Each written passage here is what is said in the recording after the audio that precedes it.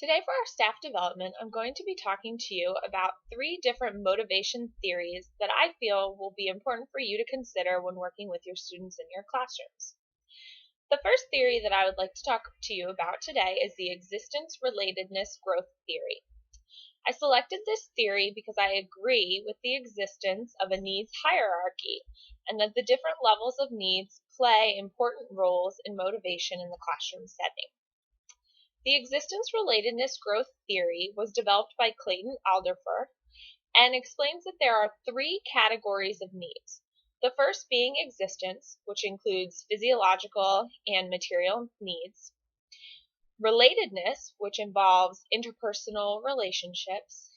And growth, which involves a person's desire to grow and develop. One strength of this theory is that it incorporates the idea that people can experience several needs simultaneously. I feel that this is an important consideration as a school staff. It is important that everybody's needs are being met on multiple levels as opposed to just one level at a time. I think that that's important in our classrooms as well to ensure that we're meeting the needs of all of our students and all of the different types of needs that each one individually has. As teachers, I feel that it will be very important for you to consider what exactly your needs are and how your needs are being met in the school setting, and also what your students' needs are and how you can best meet their needs. At this time, I would like you to turn and talk with a fellow staff member in order to answer the following questions. Consider one student who may be struggling in your classroom. How are you helping them to meet their needs at the levels of existence, relatedness, and growth? How can we improve our instruction to ensure that all of our students' needs are being met when we are teaching?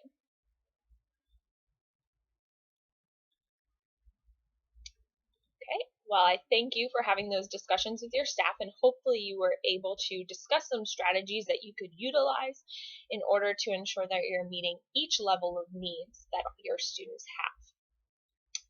One weakness that I found within this theory is in specific consideration of student motivation, it may sometimes be difficult for us to meet all 3 levels of needs. For example, at the existence level, our students unfortunately may have home life or situations that are playing a significant role in impacting their motivation, as their needs might not all be being met at home. We can do our absolute best to meet those needs while they're in school by providing all of the physiological and material things that they need in order to be successful. But if they're lacking these needs at home, it may be impacting their motivation at school. So we need to try and find ways that we can help build that motivation while they're here for the 6 to 7 hours a day that we have them with us. One practical application of this theory that I would like you all to consider is if you have a student who is very high performing within your classroom and is very bright, but appears to be bored or lack true interest in a subject matter being covered. Think about each level of needs that the student may have and how you may or may not be satisfying these needs with your instruction. Try to consider additional manners in which these needs could be met. For example, a student who is interested in growth but is not necessarily engaged by the instruction may be more engaged by completing an independent research project or having the opportunity to allow the student to present information to the class or teach information to other students or work in a collaborative group in order to meet those higher level needs in this subject matter. The second motivation theory that I would like to talk about is the self-efficacy theory.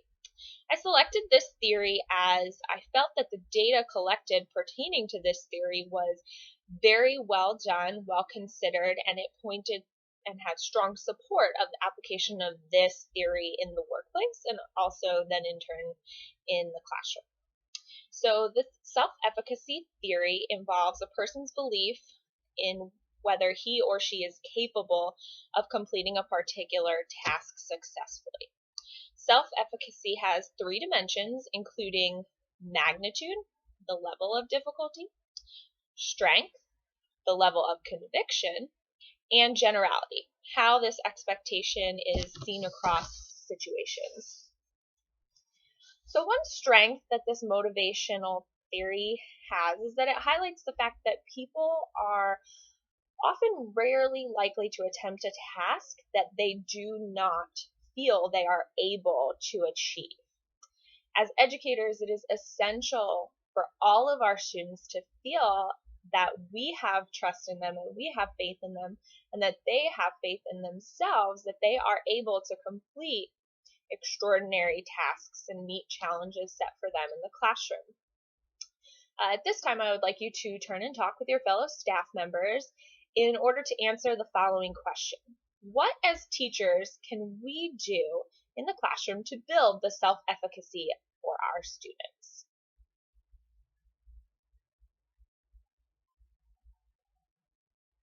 Okay, and thank you very much for considering that question. If there's anyone who would like to share what their group was discussing on what strategies we could use to build our students' self-efficacy, I would ask you to inform our group discussion of that now. All right. So one weakness that I found with this theory is that it does not fully explain why some people are willing to attempt tasks even if they feel that they are going to fail. Some personality types and intrinsic motivational values and character traits help people to take that leap of faith, even if they do not feel that they are able to be successful with a particular task. So I think it would be interesting to look further into why certain people have that characteristic as opposed to other people. A practical application to consider for this theory involves a hypothetical group of third grade students who are being introduced to multi-digit multiplication in mathematics class. For many students, especially those struggling with calculation, this may seem a very daunting task. And many of our students, especially those with learning disabilities or challenges in the classroom, may shut down just when they first hear the topic that's being covered. So by setting a classroom goal, a high yet attainable classroom goal for all students, and using our persuasion skills, our confidence boosters, and discussion tactics with our students, we could set the goal that all of our students will earn a score of 75 or better on the unit assessment. And as teachers, we need to demonstrate a very high level of confidence in all of our students' abilities to meet this goal. And this will help increase their self-efficacy, and we may see drastic improvements and progress with their skills when given the correct instruction and tools, support, trust, and confidence, and making them feel like they are able to achieve this goal.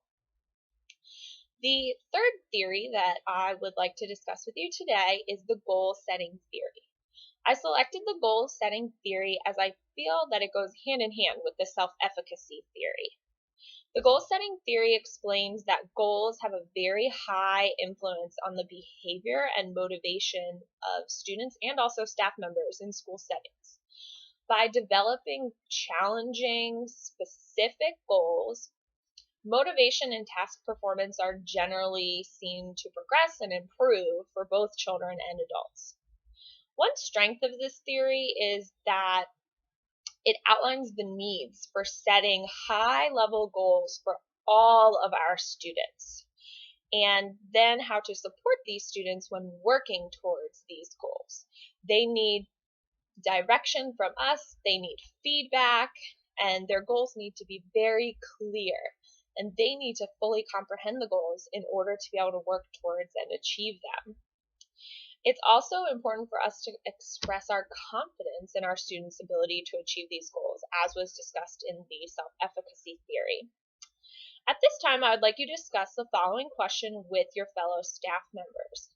Explain a time when you used goal setting within your classroom.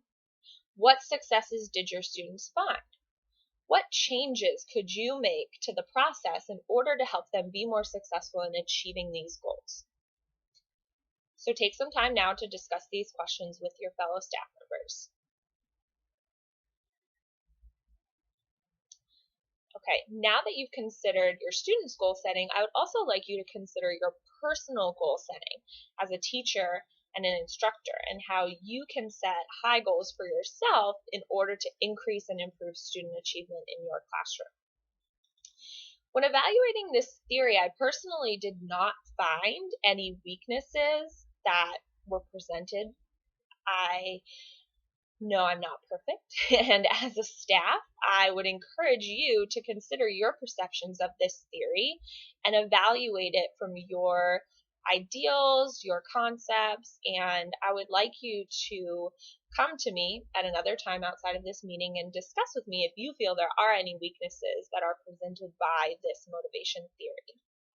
I wanted to thank you all for participating in today's staff development. I truly appreciated the strong discussions and the input that everyone had when discussing with their fellow staff members.